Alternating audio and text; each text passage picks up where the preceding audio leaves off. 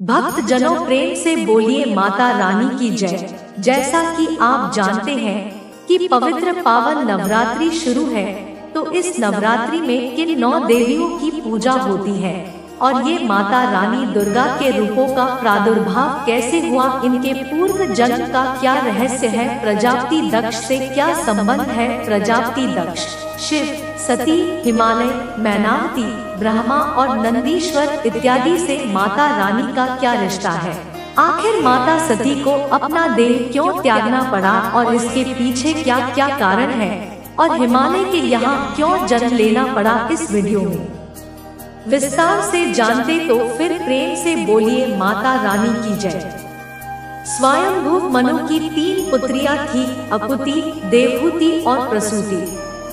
इनमें से प्रसूति का विवाह दक्ष नाम के प्रजापति से हुआ। दक्ष को 16 कन्याओं की प्राप्ति हुई। इनमें से एक थी सती, जिनका विवाह भगवान शिव के साथ हुआ था। उनको किसी संतान की प्राप्ति नहीं हुई, क्योंकि उन्होंने युवावस्था में ही अपने पिताजी के यहाँ देह का परित्याग कर दिया था। विदुर जी ने कहा, कोई महिला ससुराल में देह त्याग करे तो बात समझ आती है, उसको प्रताड़ना दी गई होगी, लेकिन पिता के घर में आत्महत्या कर ले, ये बात समझ में नहीं आती। मैत्रेय जी कहते हैं, एक बार देवताओं की बड़ी सभा लगी हुई थी। दक्ष जो सती के पिता है, उस सभा के सभापति थे। दक्ष जब सभा में आए, सभी लोग उठकर खड़े हो गए। 2 लोग उठकर खड़े नहीं हुए, ये थे भगवान शंकर और ब्रह्मा जी। दक्ष द्वारा शिव जी का अपमान, lord Shiva's insult by Daksha.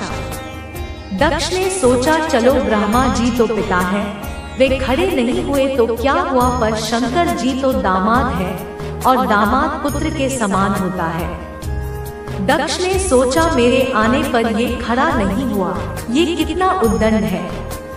मैंने तो अपनी मृगनयनी बेटी का विवाह इस मरकट लोचन के साथ कर दिया, इसको तो कोई सभ्यता शिष्टाचार ही नहीं। इस तरह से दक्ष ने भगवान शिव को बहुत अपशब्द बोले और खूब गाली गलौज किया।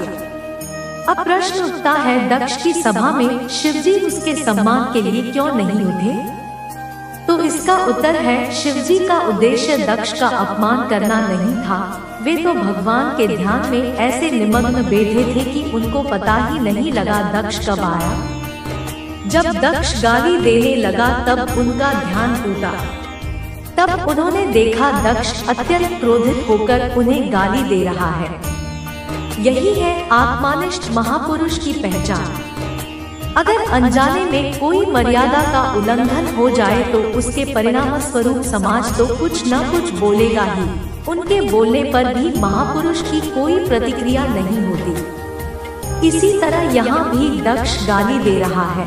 शिवजी अपने ध्यान में बैठे हैं, उनके ऊपर कोई प्रभाव नहीं, न ही उन्होंने कोई जवाब दिया। जब दक्ष ने देखा कि उसकी गाली देने के बाद भी शिवजी पर कोई प्रभाव नहीं पड़ रहा है, तब उसने हाथ में जल लेकर शाप दे दिया, आज के बाद किसी यज्ञ में तुम्हारा हिस्सा नहीं होगा। भगवान शिव तब भी कुछ नहीं बोले। दक्ष ऐसा शाप देकर सभा से चला गया। नंदीश्वर द्वारा दक्ष को शाप, नंदीश्वर कर्सेस दक्षा। उसके बाद नंदीश्वर को क्रोध आ गया। उन्होंने दक्ष को शाप दे दिया, मेरे आराध्य को अकारण शाप दिया। तो इतनी देर से मैं कर रहा है, मैं शिव का ससुर हूँ, मैं सभापति हूँ। अगले जन्म में इसको बकरे का जन्म मिलेगा, फिर जीवन भर मैं करेगा।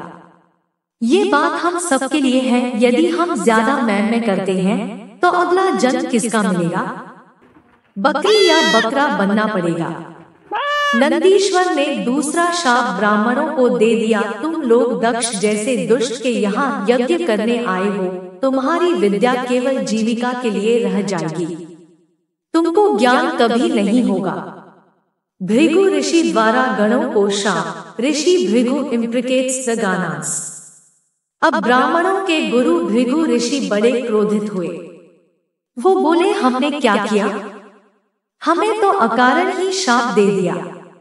उन्होंने भगवान शंकर के गणों को शाप दे दिया, जितने भगवान शंकर के भक्त हैं सब पाखंडी हो जाएंगे, न स्नान करेंगे, न ठीक से पूजा करेंगे, भांग खाएंगे और हड्डियों की माला पहनेंगे। ये सब चीजें तामसी हैं। आज जो हमें शिव भक्त गांजा पीते, शमशान की राख लपेटे, हड्डियों की माला पहने दिखते हैं, वे शाप के कारण। भगवान शंकर तो एकदम सात्विक हैं। क्या वे अपने भक्तों को इन तामसिक प्रवृत्तियों के लिए अनुमति देंगे? उन्होंने अनुमति नहीं दी। ये तो भृगु जी का शाप लगा हुआ है। भगवान शंकर ने देखा शापाशापी बढ़ रही है, अब यहाँ से चलना ठीक है। उन्होंने गणों को संभाला और कैलाश चले गए। दक्ष द्वारा यज्ञ आयोजन, the sacred Yojana bye Daksha. Daksh ने कनखल क्षेत्र में यज्ञ का आरंभ किया।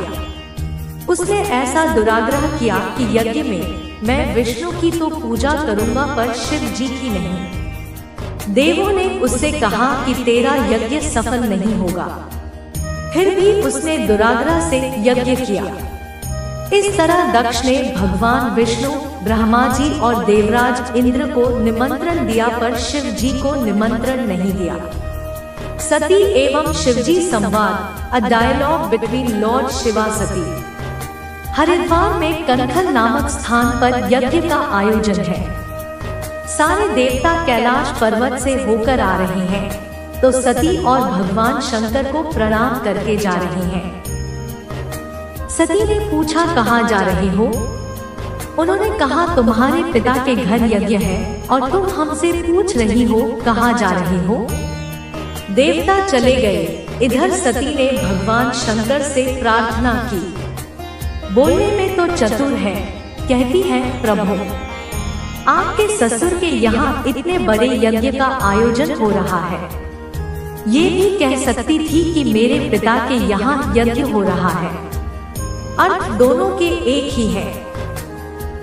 लेकिन सती कहती है, आपके ससुर के यहाँ जिससे आपका संबंध ज्यादा जुड़ जाए तो शायद चल पड़े। बोलने की चतुराई है। भगवान शिव मौन है। वे जानते हैं क्या घटना हुई है। बताने से सती को सिर्फ दुख ही होगा। सती कहती है, निमंत्रण नहीं मिला, इसलिए शायद आप जाना नहीं चाहते हैं। शास्त्रों में विधान है, गुरु के यहाँ, पिता के यहाँ और मित्र के यहाँ बिना निमंत्रण के भी जा सकते हैं। जब सती भगवान शिव को शास्त्र का विधान बताने लग गई तो भगवान शंकर को हंसी आ गई। भगवान शंकर सोचने लग गए, सारे संसार को उपदेश मैं करता हूँ, आज ये सती मुझे शास्त्र का विधान बता रही है। शिवजी ने सती को समझाया, देवी तुम ठीक कहती हो, गुरु के यहाँ, पिता के यहाँ और मित्र के यहाँ बिना निमंत्रण के जा सकते हैं, पर यदि जानबूझकर निमंत्रण नहीं दिया गया हो तो बिल्कुल नहीं जाना चाहिए, क्योंकि उसके अंदर कोई न कोई द्वेष है। वहां जाने से भलाई नहीं होगी। अतः मेरी सलाह है, तुमको अपने पिता के यहाँ इस समय नहीं जाना चाहिए। इतना कहकर भगवान शंकर मौन हो गए, क्योंकि पता है दक्ष पुत्री है, अपनी बुद्धि बहुत चलाती है, पता नहीं मानेगी या नहीं। सती के अंदर द्वंद्व चल रहा था। पति की याद आए तो अंदर, पिता की याद आए तो बाहर। समझ नहीं आ रहा था क्या करूं? ऐसे अंदर बाहर कर रही थी। फिर उनको गुस्सा आ गया। भगवान शंकर की और लाल लाल नेत्रों से देखते हुए बिना बताए चल पड़ी। भगवान शंकर ने गणों को आदेश दिया, तुम्हारी मालकिन जा रही है, तुम भी साथ में जाओ। नंदी को ले जाओ और सामान भी ले जाओ, क्योंकि ये अब लौटने वाली नहीं है। देखिए, भगवान शंकर अपनी पत्नी को नहीं समझा पाए। आपकी पत्नी आपकी बात न माने तो दुखी मत होना, सोच लेना, ये तो सृष्टि की परंपरा है। ब्रह्मा जी अपने बेटों को नहीं समझा पाए, शंकर जी अपनी पत्नी को नहीं समझा पाए, तो आप क्यों दुखी होते हो? ये दुनिया ऐसे ही चलती है। सती द्वारा देह त्याग, Sati leaves her body in anger. Sati चली गई। भगवान शंकर को कोई चिंता नहीं, वे ध्यान में बैठ गए। अपने पिता दक्ष के यहाँ जाकर सती ने देखा भगवान शंकर का कोई हिस्सा नहीं था। भगवान शिव का अपराध किया गया है, यह सोचकर सती जी को क्रोध आया और उन्होंने अपने पिता से कहा, मूर्ख पिता, क्या महादेव जैसे देवता दुनिया में हैं? सती ने कहा, दक्ष, तुमको छोड़कर इस विश्व में कौन ऐसा व्यक्ति होगा जो शिव का विरोधी होगा? कोई विष्णु का विरोधी हो सकता है, ब्रह्मा का विरोधी हो सकता है, पर शिव का विरोधी तो रावण भी नहीं था, कुंभकर्ण भी नहीं था, जरासंध भी नहीं था, हिरण्यकशिपु भी नहीं था। ये सब शिव भक्त थे। शिव इतने दयालु, इतने कृपालु हैं कि अपने भक्तों के लिए अपना सब कुछ दे देते हैं, अपना भी ध्यान नहीं रखते। तुमने उनका विरोध किया।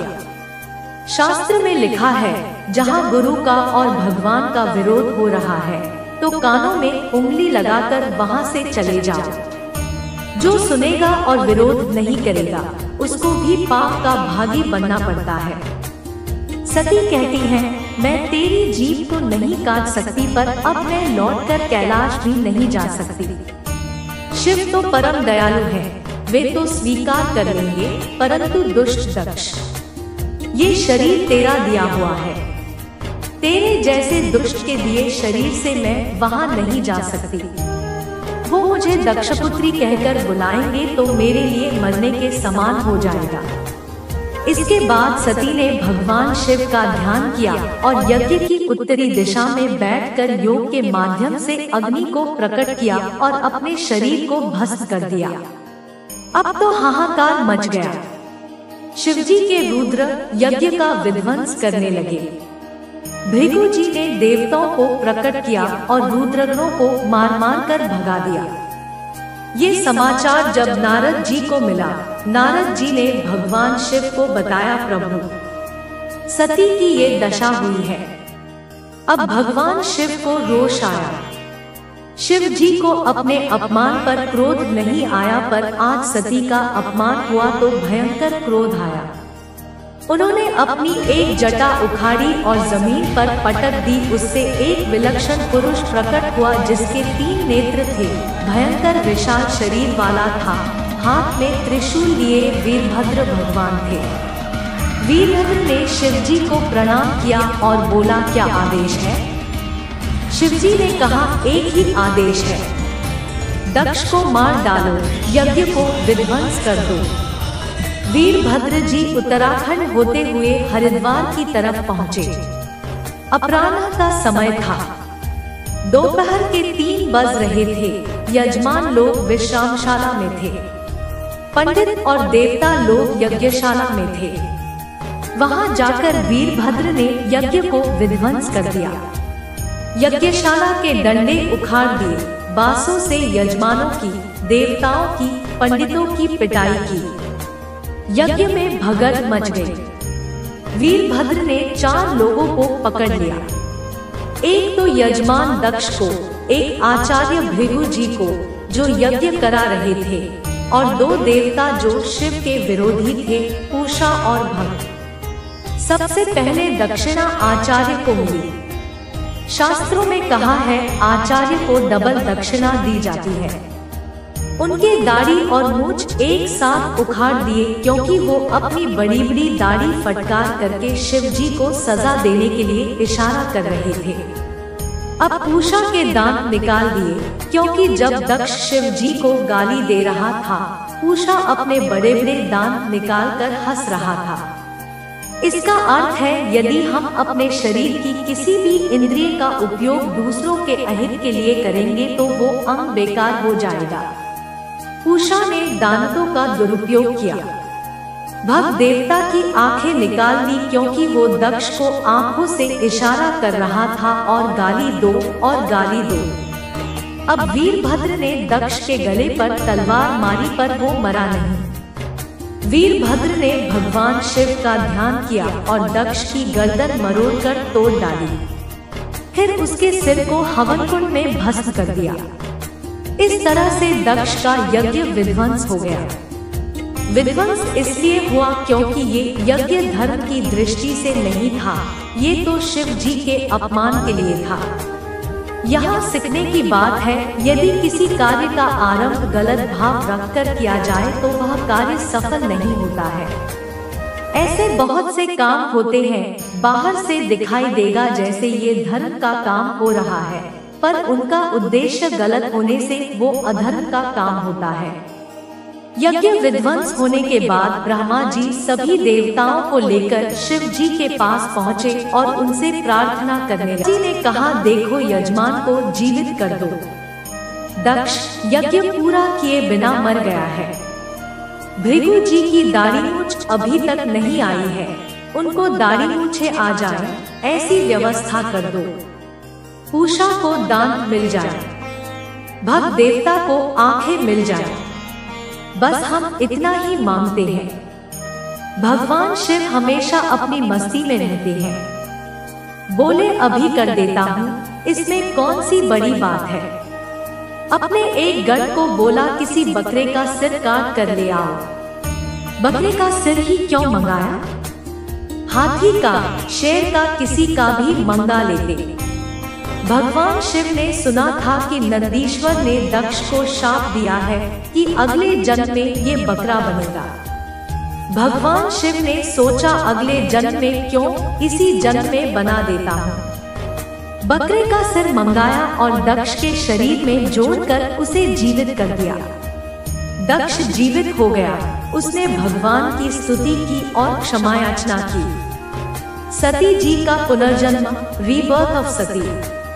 सती माता ने फिर से पार्वती के रूप में जन्म लिया। फिर कठिन साधना की और भगवान शिव के साथ उनका विवाह हुआ। अब उनकी बुद्धि अडिग और अडोल थी। सती जी अब पार्वती रूप में अपनी ज्यादा बुद्धि नहीं लगाती हैं। वे जानती हैं जो पहले हुआ वो ज्यादा बुद्धि लगाने के कारण हुआ। भक्त जन आप माता रानी का भक्त है तो इस वीडियो को लाइक और चैनल अभी तक सब्सक्राइब नहीं किए हैं तो जरूर कर लीजिए और कमेंट में जय माता दी अवश्य लिखें, क्योंकि अगले वीडियो में माता रानी के प्रथम रूप शैलपुत्री की कथा सविस्तार ला रहे हैं। अवश्य श्रवण करें।